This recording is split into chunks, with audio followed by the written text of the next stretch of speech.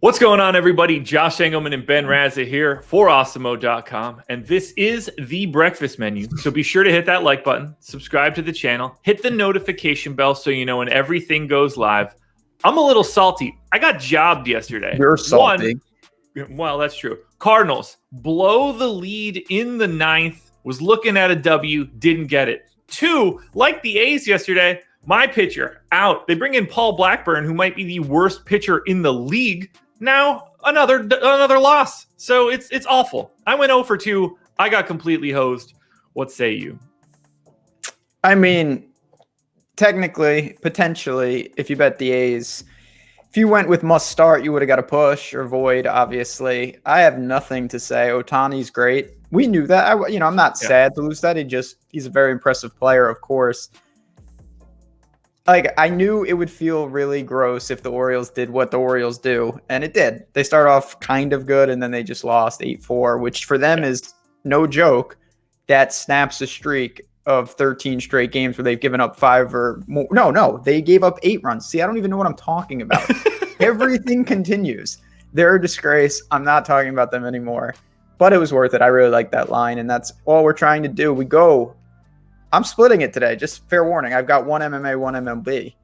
I am also going to the split. And honestly, after yesterday's performance, you and I both deserve the Bs. Just so many Bs. This is just John Lester strikeout prop. It's one of the lowest on the board, but it kind of like over under sometimes in sports. It's like they can't set them low or high enough to like outliers. John Lester strikeout prop is 3.5. And I still lean under, as pathetic as that sounds. He struck out 2 batters in 3 of his last 4. He has a really low K per 9. It's a situation, the Brewers strike out, more than average, but it's nothing crazy where I'm going to overhaul. It's just simply a guy who's not going to K a lot of batters here. And I look at him, he's not going to throw a ton of pitches. He hasn't all year. He's not going super deep into games. The Brewers are a pretty sizable favorite. I see it north of minus 200. It doesn't mean he's going to get shelled. But again, all it means is that I don't see 4 or more strikeouts in the future here. There's minus 140s out there. There's minus 135s. I found a minus 128. So I'm going to say that Lester has another pedestrian outing, a certainly low strikeout total. So to win 1 strip of bacon, I'm not paying a ton of juice. It seems just like a very solid prop. Well, I hope he doesn't get shelled because I'm going back to the Cardinals. I'm trying to redeem myself for yesterday. So 1 strip of bacon, St. Louis Cardinals, but I'm taking the 1.5 at plus 110. I wish I would have took that run line yesterday. I've got the Cardinals offense at 103, weighted runs created plus. Brewers, dead neutral at 100. John Lester is not great, 4.77 FIP in Steamer. Woodruff, on the other hand, very, very good. Absolute elite pitcher. 3.15 FIP in Steamer. I don't have anything else to say. He's just an ultra high-end arm.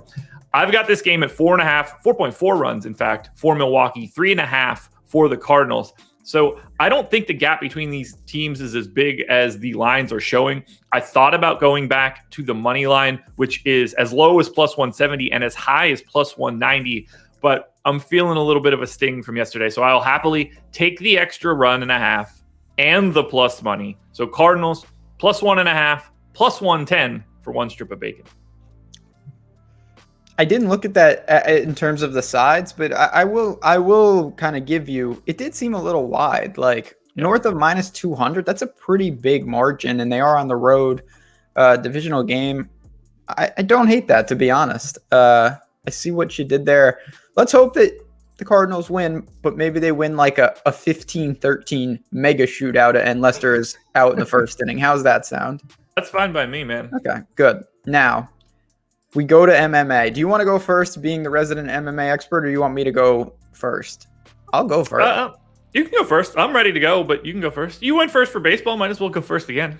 All right. So, I don't know a ton about MMA, but I know enough. This seems like a horrible card. Because when I go to Wikipedia and you can't click in like 90% of the fighters' names because they don't have pages, that's always not a good start. But the way I kind of looked at some of these fights, I narrowed it down to a couple guys that I wanted to back, and then I'm going to try to get a method. I think that's where you can create some value. So on this card, there's some bad fights. William Knight, who's on the undercard, he's sitting at minus 170, minus 180 to win the fight, and it looks like that he's got a pretty good chance to do that. But when I clicked in and I dug in, He's finished 8 of his last 9 wins by knockout. And it's a situation to go the distance in this fight for the no is minus 225. So they're saying one way or another, it looks like this fight is ending. And when I look here, you can get William Knight by TKO at plus 125. And that is obviously a pretty marketable difference. And of course, because you don't have the out of a decision. And I guess if there's a fluke submission, that would also go against you. But when I look at a guy who's basically saying when he wins, he's going to knock you out. And when he loses, it ends fast. And I don't care about that because I just need the knockout. I feel much more comfortable getting plus money in a situation like this than laying minus 170. So I expect Knight to win the fight. The guy he's fighting, I'll be honest, he didn't stand out in any way. He's been finished a couple times, doesn't have a ton of experience. It's just the simple fact, when William Knight wins, he usually wins by knockout. I think that streak is going to continue. Plus 125 is good enough for me. If I'm going to back him on the money line at minus 170, I feel like all those outs are almost rolled into this plus 125. So I'm going to do that to win one strip of bacon. I don't have a take on the fight in particular, but I do like the grabbing the KO prop instead of just taking the outright. It's a little bit easier. Yeah, it just feels like, I almost do it like Venn diagrams, and almost all William Knight's wins are in the circle of TKO. Yeah, maybe there's a couple wins by decision and a couple wins by submission. If he loses the fight, I'm going to be glad that I backed this over his money line. And that's Absolutely. Almost, I might say it's a win, but it kind of feels like that in a bizarro world. We are doing similar things, looking into a specific mode of victory. One strip of bacon here. This is a big one. Plus 410 for Kelvin Gastelum by decision. To me, this feels like the same guy fighting himself, just not necessarily from a style perspective, more about resumes. Both guys coming off of unanimous decision losses to Robert Whittaker. Prior to that, Kelvin Gastelum got subbed by Jack Hermansson. Jared Cannonier finished him in the second round, but the Hermansson sub was like a little fluky. It was super early in the fight. Was able to lock up, I believe it was a heel hook. Fighters are still dry at this point. It just worked out that way. Fight was over really quickly, but it's not as if like Gastelum took any damage. He just got caught in a flash sub. That's not going to be happening here. Prior to this, Jared Cannonier's only win since 2018 was against Anderson Silva. So, not all that interesting. Similarly, Kelvin Gastelum's only win since 2018 was against Ian Heinisch. So again, it's not like these guys have been beating anybody. They're basically like really good gatekeepers. Cannonier probably a little bit more of a future. I mean, Gastelum went the whole Magilla with Israel Adesanya and took like a pretty good beating. Had him go it was a close fight heading into the fifth. That's just how he sort of works. Anyway, 12 losses between both of these guys. 8 have come by decision. 2 sub losses for Gastelum, 2 KO losses for Cannonier. So they generally do lose by decision. And in a fight this close, I feel like I'm getting a fantastic number on Gastelum. I do slightly lean towards Jared Cannonier for this fight, but to get Gastelum at plus 410, I just don't expect him to finish him, but for him to win like a 3-2 decision doesn't seem all that crazy. And I'm getting major plus money on this outcome. He's plus 135 in the fight and plus 410 for decision. I don't really see him finishing him. I mean, I guess it could happen, but I actually like the idea of getting Gastelum in a decision because he's going to keep the pace going. This is a dude that throws a lot. And I like that if it happens to be close. If Gastelum's just going to be the aggressor, this feels like a really nice spot to steal a decision win. And at that number, I will happily take my chances. Yeah, I mean, obviously you want to shop around for those odds because that's a pretty big number. Yeah. And if you can find that out there, more power to you. Even if it drops, the reasoning you mentioned is sound. I don't mind that. That's obviously the marquee fight on the board here. Yeah.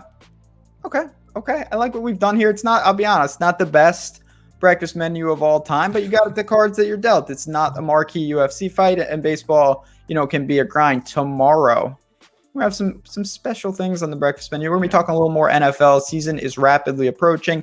I might give a college football take. Who knows? I might sprinkle that in as a little bonus content aside, as we used to call it. So we've got a lot coming up there. Any final thoughts on this Thursday edition of the breakfast menu?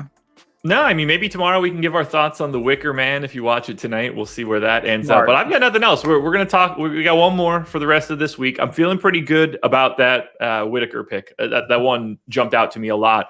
There are significantly worse lines out there. And the one that I grabbed does exist at a fairly prevalent spot. So it's not as if it was just on some really random book. That's for sure. You can get that one right now, and most people can, which is kind of exciting. But no, that's all I've got. A lot of baseball content coming out right now, a lot of NFL content. Follow and subscribe to this channel and the regular Awesemo channel and Awesemo Fantasy Football. But to me, that's it. This is another edition of the Breakfast Menu. Good luck tonight, everybody. Hit that like button on your way out the door. We will be back closing out the week tomorrow.